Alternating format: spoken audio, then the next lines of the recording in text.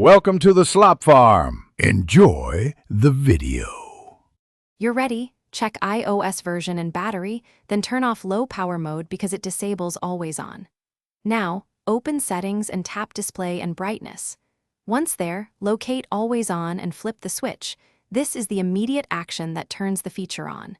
Make sure Do Not Disturb and Focus modes aren't forcing the screen off. If they are, adjust their settings. You've initiated Always On. Next, we'll customize how it looks and behaves on your lock screen and with widgets. Once Always On is enabled, customize visibility and content so it's useful without wasting battery. Tap Lock Screen Settings to decide whether wallpaper remains visible or dims, and select which notifications show when the phone is idle.